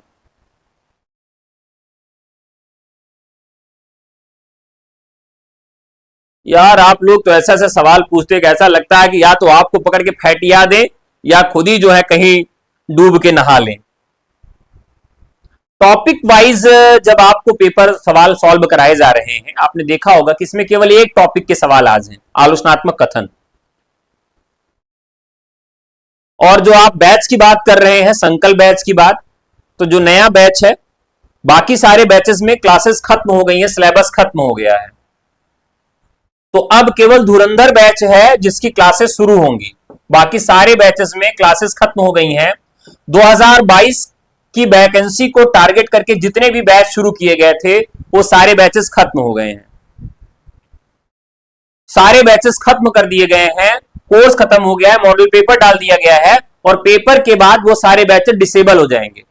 क्योंकि तो आप सोचिए कि 2022 वाले बैचेस 2026 तक मैंने रन कराया, 4 साल तक ऐप का स्टोरेज और वीडियो का स्टोरेज ही इतना खत्म हो गया कि जो आपने फीस नहीं दी थी उससे ज्यादा हमारा स्टोरेज चला गया, तो ऑटोमेटिक डिसेबल हो जाएंगे। ठीक है, अब बात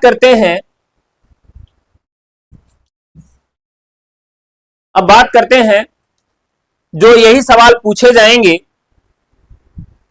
तो मैं क्या ही बताऊं यार, मैं नहीं बता पाऊंगा, बाकी आपके मित्र ही बता देंगे। चलिए अगले सवाल पे चलते हैं। वक्रोक्ति संप्रदाय के प्रवर्तक आचार्य कुंतक है, जिन्होंने वक्रोक्ति को काव्य का जीवित प्राण माना है। कुंतक ने वक्रोक्ति को कुल 10 मुख्य भेदों में माना, जिन्होंने वर्ण, विन्यास वक्रता और प्रबंध वक्रता इत्यादि प्रमुख रूप से हैं। प्रसंख्या 37। तो कथन 1 सत्य है और कथन 2 असत्य है।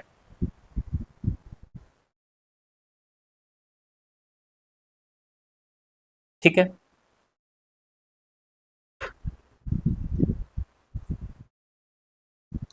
मतलब मैं क्या ही बताऊं, एक गाना है कि मुझसे कुछ पूछो ना, मुझे कुछ नहीं पता है, गाना आया था ना बहुत पहले, बहुत स्लो सॉन्ग में था, बहुत अच्छा लगता था, मुझसे मत पूछो ना, ना तो वही स्थिति हो जाती है। कल एक दीदी ने फोन किया था ऑफिस में और वो लड़ाई कर रही थी।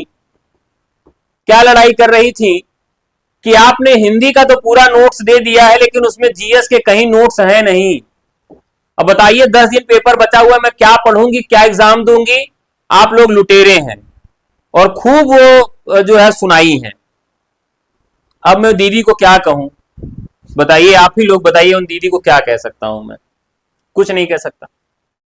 चलिए, तो यहां पर क्या है कि वक्रोक्ति के कुल 10 भेद हैं। अब ये सवाल किस तरह का है, अगर हम नहीं जानेंगे तो क्या होगा। उन्होंने 6 भेद माना था, वर्ण विन्यास वक्रता, पद पूर्वार्ध वक्रता, पद परार्ध वक्रता, वाक्य वक्रता, प्रकरण वक्रता और प्रबंध वक्रता। इस प्रकार से उन्होंने इसके 10 भेद न मानकर 6 भेद स्वीकार किया था, 10 भेद न मानकर 6 भेद स्वीकार किया था। ठीक है, तो राइट आंसर हो जाएगा बी। देखिए, जो नए बैचेस हैं सबके हम शुरू करेंगे 5 तारीख से, 5 जून से सारे नए बैचेस शुरू होंगे। अभी हम टीजीटी को ही टारगेट कर रहे हैं। ठीक है, हाँ जीएस नहीं था, वो उनको लग रहा है कि जीएस पूछा जाएगा। अब मैं कैसे उनको बताऊं, अब तो उनको बताने में भी डर लगेगा। अगर मैं ये कह दूंगा कि जीएस नहीं पूछा जाएगा तो दीदी क्या कहेंगी, अभी तक आपने बताया क्यों नहीं, बताइए कितनी बड़ी गलत बात है, आपने अभी तक बताया क्यों नहीं। और ये मैं बता दूं कि जीएस पूछा जाएगा तो फिर मैं झूठा साबित होऊंगा। तो क्या ही करें भाई ऐसे लोगों के लिए। प्रश्न संख्या 38 है। मैथ्यू अर्नोल्ड के अनुसार कविता का मूल कार्य जीवन की आलोचना है। ठीक ऐसे ही प्रेमचंद का भी कथन है हिंदी में। अर्नोल्ड ने टच स्टोन मेथड निकष पद्धति के अंतर्गत यह सुझाव दिया कि समकालीन कविता की परख के लिए अतीत के महान शास्त्रीय कवियों की सर्वश्रेष्ठ काव्य पंक्तियों को कसौटी बनाना चाहिए। कथन दोनों सही है। आचार्य रामचंद्र शुक्ल ने आदिकाल को वीरगाथा काल नाम दिया क्योंकि इस काल की प्रधान प्रवृत्ति वीरता को वर्णन देना था। और शुक्ल जी ने 12 ग्रंथों को आधार मानकर नामकरण किया। वे सभी आज पूर्णतः प्रामाणिक और शुद्ध ऐतिहासिक ग्रंथ सिद्ध हो चुके हैं। प्रश्न संख्या 39।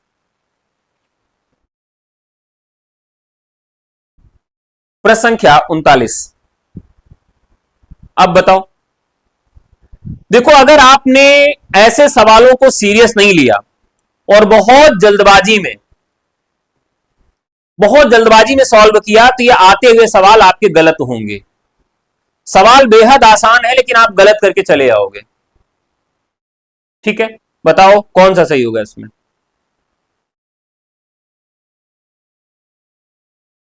थर्टी नाइन बताओ फटाफट, 39। बहुत बढ़िया। सबसे पहले जवाब आया है आदित्य सिंह जी का, दोनों सही। 39 का सी। ये देखिए, ये संगीता चौहान ने सही जवाब दिया। जितने लोग दोनों सही जवाब दे रहे हैं, अगर कहीं गरम गरम उबला हुआ पानी हो तो उसमें डूब जाएं, खोपड़ी को सही चलने लगेगी। ऐसा मारेंगे मुक्का ना कि नाक भरता हो जाएगी। कहां दिमाग है? हा? हद है यार। यहां ये देखो, इसे मैंने अंडरलाइन भी कर दिया है। पूर्णतः प्रामाणिक और शुद्ध ऐतिहासिक ग्रंथ शब्द हो चुके हैं। नहीं, इसमें तो ज्यादातर ग्रंथ प्राप्त ही नहीं हुए हैं, ज्यादातर ग्रंथ नोटिस मात्र हैं। और वो कुछ ग्रंथों को तो खुद ही अप्रामाणिक मानते हैं जिनको उन्होंने इसका आधार बनाया था। क्या कहें बबुआ, ग सही है। सुदामा चरित के रचयिता नरोत्तम दास हैं, जो ब्रज भाषा का एक अत्यंत लोकप्रिय खंडकाव्य है। नरोत्तम दास ने पूरे खंडकाव्य में केवल दोहा और चौपाई छंदों का ही प्रयोग किया है, सवैया छंद का कोई प्रयोग नहीं मिलता है। कथन एक सत्य है और दो क्या है, असत्य है। खंडकाव्य है, सही बात है। इसमें लोकप्रियता का मुख्य आधार ही सवैया छंद है। यानी अगर इसमें देखें तो इस रचना की लोकप्रियता का एक ही आधार है, वो क्या है, सवैया छंद है। चलिए, यहां पर क्या है कि आलोचनात्मक कथन के साथ आलोचकों का सम्मेलन करना है। ए का 3, बी का 1, सी का 4 और डी का 2। आचार्य रामचंद्र शुक्ल कविता क्या है, मनुष्य की रागात्मक प्रवृत्ति का परिष्कार है। हजारी प्रसाद द्विवेदी तुलसी का सारा काव्य समन्वय की विराट चेष्टा है। रामविलास शर्मा लोक जागरण पहली बार कबीर के साहित्य में प्रस्फुटित होता है। आचार्य नंदुलाल वाजपेयी छायावाद एक सांस्कृतिक नवजागरण है। चलिए 42 प्रश्न सुमेलित करिए। पहले का दूसरा, बी का पहला, सी का चौथा और डी का तीसरा। उत्पत्ति आरोपवाद, भट्टलोल्लट, अनुमितिवाद, संकोच, भोक्तिवाद, भोगवाद, भट्टनायक, अभिव्यक्तिवाद, अभिनवगुप्त। ख, यहां पर भी मिलान करना है। प्रसंख्या 43, 43, ए का तीसरा, बी का पहला, सी का दूसरा और डी का क्या होगा, डी का चौथा हो जाएगा। 43 नंबर का सवाल है, का ऑप्शन सही है। गोदान कृषक जीवन का महाकाव्य, मैलाचल हिंदी का पहला सशक्त आंचलिक उपन्यास, बाणभट्ट की आत्मकथा, रोमांस और सांस्कृतिक पुनर्जागरण का संगम। अब अगर आपसे पूछ लिया जाए कि बाणभट्ट की आत्मकथा जो रचना है यह किस शताब्दी की कथा है, मैं इसको बहुत बार याद कराया हूं राजा जी, गलत होगा तो नथुना कूच देंगे पकड़ पकड़। कैसे याद कराया, बाण में कितने बाण होते हैं, 7 बाण। यानी बाणभट्ट की आत्मकथा में 7वीं शताब्दी की कथा बताई गई है। प्रसंख्या 44,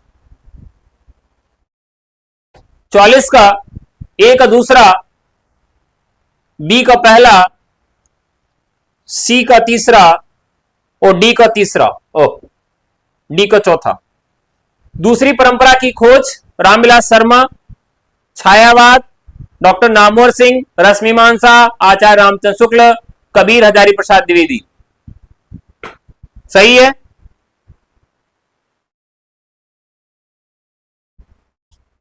दूसरी परंपरा की खोज किसकी रचना है?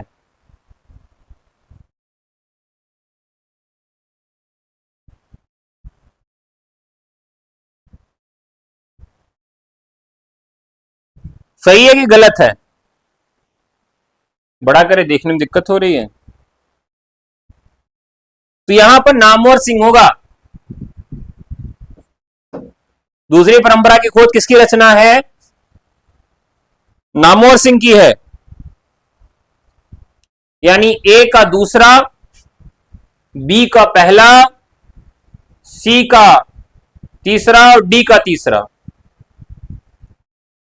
यहां पर इसका कोई काम नहीं है।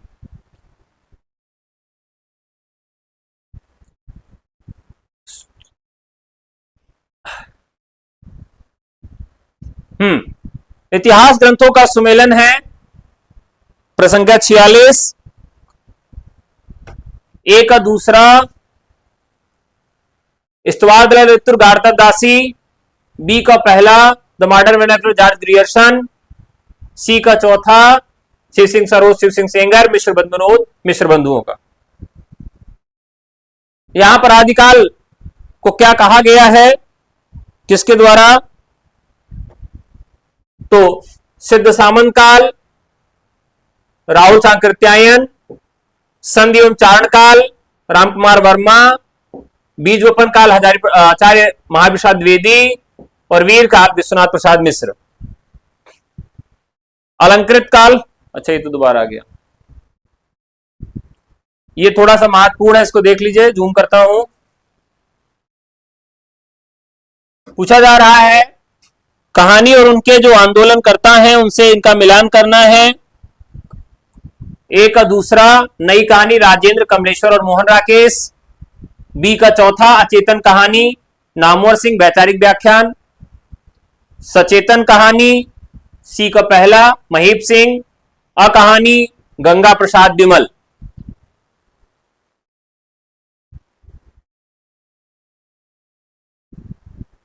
यहां पर प्रमुख सिद्धांत और सांस्कृतिक संस्कृत आचार्य से इसका मिलान करना है।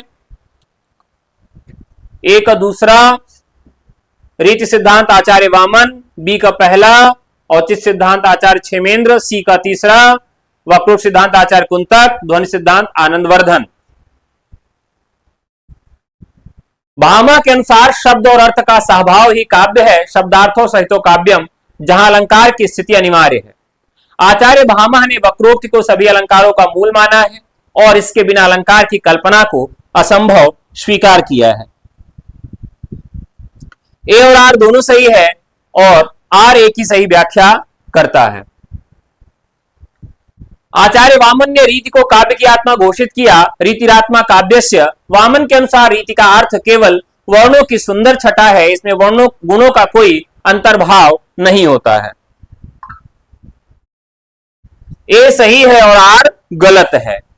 ए सही है और आर गलत है। क्यों गलत है? वामन ने रीति को काव्य की आत्मा माना, परंतु उसके अनुसार विशिष्ट पदरचना रीति ही वह विशिष्टता गुणों के कारण ही आती है। वामन ने गुणों को काव्य का नित्य धर्म और अलंकार को अनित्य धर्म माना है। ठीक है, गुण को नित्य और अलंकार को अनित्य। गुण उनके लिए नित्य हैं और अलंकार उनके लिए अनित्य है, इसलिए दूसरा ऑप्शन गलत है।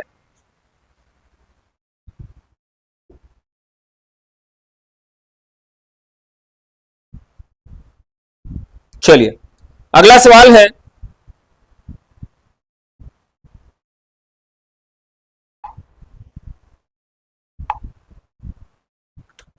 ध्वनि संप्रदाय के विरोधी आचार्यों में महिम भट्ट का नाम प्रमुख है, जिन्होंने व्यक्ति विवेक ग्रंथ लिखा। तर्क, महिम भट्ट ने सिद्ध किया कि ध्वनि का अंतर्भाव अनुमान के अंतर्गत हो जाता है, इसलिए स्वतंत्र ध्वनि संप्रदाय की कोई आवश्यकता नहीं है। बहुत महत्वपूर्ण सवाल है, आज का सबसे महत्वपूर्ण सवाल है। ए सही है और उसका समर्थन करता है। वो इसीलिए इसका विरोध करते थे। क्यों विरोध करते थे?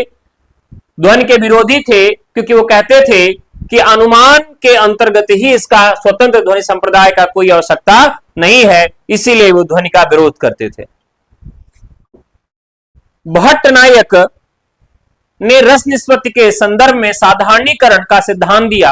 तर्क, साधारणीकरण की प्रक्रिया भावगत व्यापार के बाद होती है जिसमें विभाववादी केवल नायक नायिका के निजी संबंध बनकर रह जाते हैं। यहां पर ए सही है और आर गलत है। अगर सवालों का स्तर अच्छा लगे, सवाल नए दिखे तो लाइक करके ही जाइएगा, ठीक है। अब आर इसका गलत क्यों है साथियों? साधारणीकरण की प्रक्रिया में विभाव अपने विशिष्ट या निजी संबंध को छोड़कर सामान्य सबके बन जाते हैं, निज रूप को विलोप हो जाता है, निज संबंध बने नहीं रहते हैं।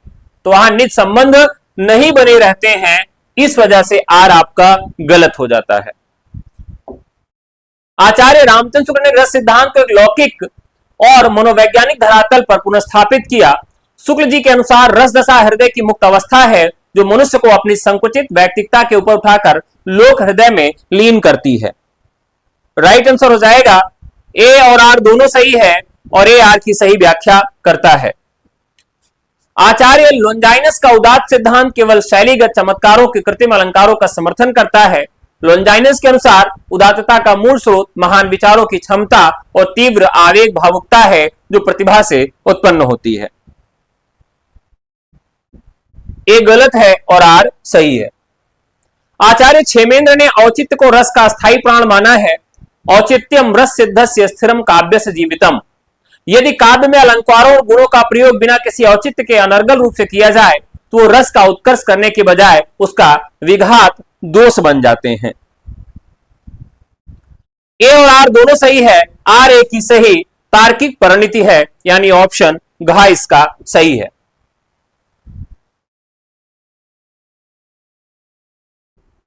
अगला सवाल है, डॉक्टर नामोन ने दूसरी परंपरा की खोज ग्रंथ में आचार्य रामचंद्र शुक्ल के इतिहास दर्शन को एक मात्र पूर्ण और अचूक आदर्श स्वीकार किया है। नामोर सिंह के अनुसार आचार्य हजारी प्रसाद द्विवेदी ने हिंदी साहित्य के इतिहास को एक वैकल्पिक और अधिक व्यापक लोक उन्मुख दृष्टि प्रदान की है, यानी ए गलत है और आर सही है। दूसरी परंपरा की खोज में आचार्य रामचंद्र शुक्ल ने केवल एकमात्र हजारी शुक्ल के इतिहास को महत्व नहीं दिया है, उन्होंने हजारी प्रसाद द्विवेदी के अवदान और इतिहास दृष्टि पर भी आधारित है, यानी मुख्य रूप से उसका आधार कौन है, वह हजारी प्रसाद द्विवेदी है। इस प्रकार से ऑप्शन ए गलत है और आर सही है। भरत मुनि के रससूत्र विभावानुभाव व्यभिचारी संयोगादर रस निष्पत्ति में संयोग और निष्पत्ति शब्दों की सबसे पहली व्याख्या भट्टलोलट ने की। भट्टलोलट को मत के उत्पत्तिवाद कहा जाता है, जिसके अनुसार रस की स्थिति मूलतः अनुकार्य ऐतिहासिक पात्र जैसे राम में होती है, न कि दर्शक में। क्या हो जाएगा? ए और आर दोनों सही है और ए और आर की दार्शनिक विस्तार करता है। आचार्य दंडी ने अलंकारों को काव्य का शोभाकारक धर्म माना है। काव्य शोभाकारान धर्मान अलंकारान प्रत्यक्षते। दंडी अलंकारवादी आचार होने के बावजूद काव्य में गुणों और रीति मार्ग को अलंकारों में उच्चतर और सर्वथा स्वतंत्र देते हैं। तो यहां पर क्या हो जाएगा? ए सही है और आर गलत है। अब आर गलत क्यों है वह भी हम देख लेते हैं। दंडी गुणों और रीति को अलंकारों से उच्चतर या स्वतंत्र नहीं मानते, वे गुणों को भी व्यापक अर्थ में अलंकार के भीतर समाहित करते हैं। उनकी दृष्टि में भी काव्य की शोभा बढ़ाता है वह अलंकार है, यानी अलंकार को भी वो समर्थन देते हैं। नहीं, अब स्थापना तर्क है तो जो सवाल है आसान है उसको बढ़ जाते हैं, जो कठिन है उसकी व्याख्या भी आपको बताते हैं। ठीक है, तो ध्यान रखिएगा इसमें क्या है कि दंडी अलंकारवादी आचार्य होने के बावजूद काव्य में गुणों और रीति मार्ग को अलंकारों से उच्चतर और सर्वथा स्वतंत्र मानते हैं। बिल्कुल ऐसा नहीं है। तो हमने अभी बताया कि दंडी क्या काम करते हैं। तो दंडी ने आप काव्य की शोभा बढ़ाने के लिए अलंकार को माना है, तो यहां पर आर गलत हो जाएगा। अगला सवाल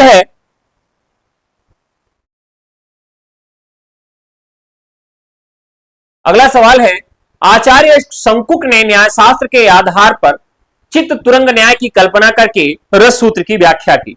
संकुक का मत अनुमितिवाद कहलाता है, जिसके अनुसार दर्शक में नट में राम आदि की कृत्रिम स्थिति का अनुमान करके रसानंद प्राप्त करता है। चलिए, तो हमने इसकी बात किया था, बार बार मैं इसको बताता रहा हूं कि चित्र में बना जो घोड़ा है वो किसी नाटक में राम का अभिनय करने वाले पात्र के ही बराबर होता है। जितना चित्र में बना घोड़ा वास्तविक और सत्य घोड़ा है, उतना ही राम का अभिनय करने वाला कोई पात्र राम है। अभिनवगुप्त का रस विषयक दृष्टिकोण अभिव्यक्तिवाद कहलाता है, जो शैव दर्शन के प्रतिविज्ञा मत पर आधारित है। अभिनवगुप्त के अनुसार रस बाहर से उत्पन्न नहीं होता, बल्कि सहृदय के अंतःकरण में अस्थायी भाव वासना रूप में पहले से विद्यमान रहते हैं, जो विभाव आदि के संयोग से अभिव्यक्त हो जाते हैं। ठीक है, राइट आंसर होगा ए और आर दोनों सही है। ए आर की उत्कृष्ट व्याख्या करता है। सब शक्तियों में व्यंजना शक्ति को आचार्य मम्मट ने अधमा काव्य कहते हुए माना है। तब तर्क है, मम्मट के अनुसार जहां वाक्यार्थ और लक्ष्यार्थ अपना अर्थ छोड़कर किसी छुपे हुए गूढ़ अर्थ का बोध कराते हैं, वहां व्यंजना व्यापार होता है, जो उत्तम काव्य जाना जाता है। ये यहां पर गलत है और आर सही है। सब शक्तियों में व्यंजना शक्ति को आचार्य मम्मट ने अधमा काव्य हेतु माना है। तो मम्मट ने और आनंदवर्धन ध्वनिवादी आचार्य हैं, उन्होंने व्यंजना आधारित काव्य को ध्वनि काव्य का उत्तम काव्य माना है, अधमा नहीं माना है। तो यहां पर ये इसको क्या मानते हैं, उत्तम काव्य मानते हैं, क्योंकि ये ध्वनिवादी आचार्य हैं। ठीक है, अगला सवाल है, डॉक्टर रामविलास शर्मा के अनुसार आचार्य रामचंद्र शुक्ल हिंदी के पहले ऐसे आलोचक हैं जिन्होंने साहित्य को आर्थिक और सामाजिक विकास क्रम से जोड़कर देखा। तर्क है, शुक्ल जी ने अपने इतिहास की भूमिका में स्पष्ट लिखा है कि प्रत्येक देश का साहित्य वहां की जनता की चित्तवृत्ति का संचित प्रतिबिंब होता है। ए और आर दोनों सही है और ए आर का ठोस ऐतिहासिक साक्ष्य है। आइए रिचर्ड का मूल सिद्धांत साहित्य को केवल कलात्मक विलास मानता है, उसका मानव जीवन के मानसिक संतुलन से कोई संबंध नहीं है। रिचर्ड्स के अनुसार सर्वोत्तम कला वह है जो पाठक के अंतर्मन में परस्पर विरोधी आवेगों के बीच एक सामंजस्य और संतुलन स्थापित करती है। राइट आंसर हो जाएगा ए गलत है और आर सही है। आइए रिचर्ड्स मूल्यवादी और मनोवैज्ञानिक आलोचक थे जो कला को जीवन के लिए अत्यंत उपयोगी मानते थे। आचार्य विश्वनाथ ने साहित्य दर्पण में काव्य की परिभाषा देते हुए लिखा, वाक्यम रसात्मकम काव्यम, अर्थात रसात्मक वाक्य ही काव्य है। विश्वनाथ रस संप्रदाय के कट्टर विरोधी थे, इसलिए उन्होंने ध्वनि और अलंकार को काव्य में कोई स्थान नहीं दिया। ए सही है और आर गलत है। अब आर गलत क्यों है इसको देखते हैं।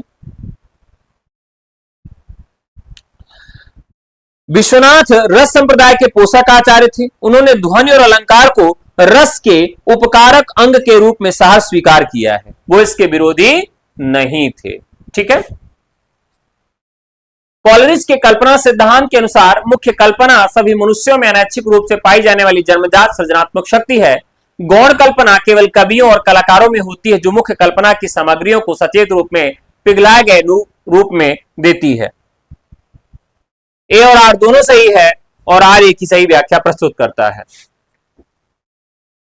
आचार्य जगन्नाथ ने रसगंगाधर में काव्य का लक्षण बताते हुए लिखा, रमणीयार्थ प्रतिपादका शब्द काव्यम। जगन्नाथ के अनुसार रमणीयता का अर्थ है ऐसा अलौकिक आनंद जो मन को चमत्कृत कर दे। यह चमत्कारी अर्थ केवल अलंकार से ही संभव है, रस से नहीं। राइट आंसर हो जाएगा ए सही है और आर गलत है। अब ये क्यों सही है और क्यों गलत है ये भी बात करते हैं।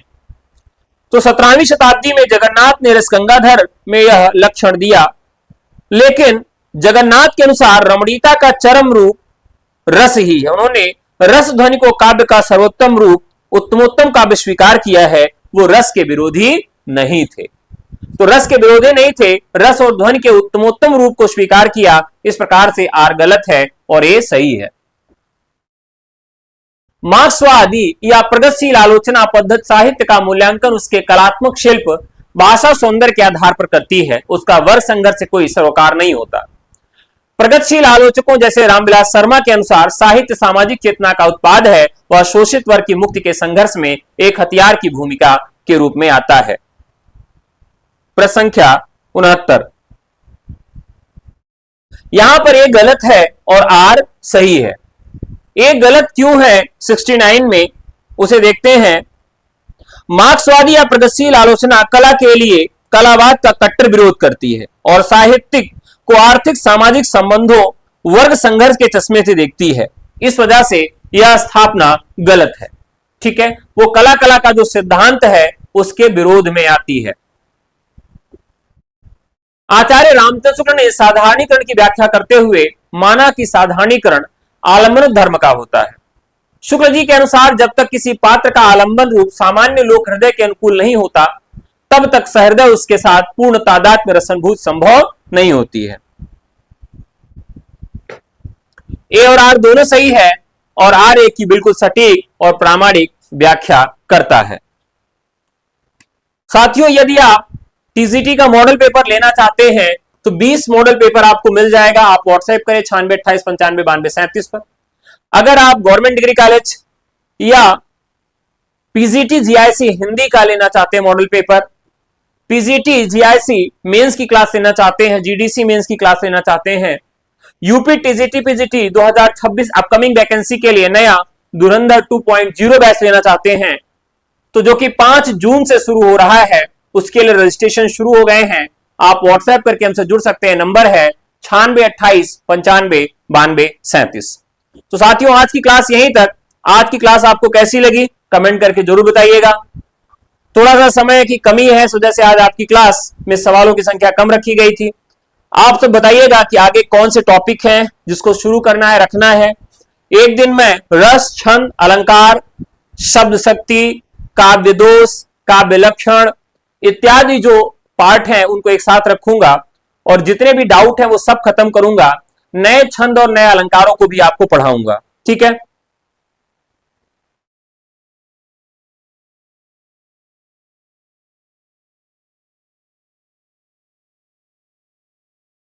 हो सकता है कि आंसर की गलत हो। एक बार आप जो है व्हाट्सएप कर लीजिएगा हमारे नंबर पर, जो टेक्निकल इशू का नंबर है 83 18 48 92 91, तो आपको सही आंसर की दे दी जाएगी। कई बार ये होता है कि टाइपिस्ट जो है वो दूसरी आंसर की दूसरे में फिट कर देता है, तो उसमें ये समझ में आ जाता है कि भाई सारे सवालों के उत्तर गलत कैसे हो सकते हैं। एक आध का गलत हो, मान लीजिए मिस्टेक है, सारे के सारे उत्तर जब गलत होने लगते हैं तो ऐसा लगता है कि दूसरी के आंसर की दूसरे में लग गई है। ठीक है, तो आज के सवाल कैसे लगे जरूर बताइएगा। कल पुनः आप लोगों से मुलाकात होगी, तब तक के लिए नमस्कार, धन्यवाद, शुभ रात्रि।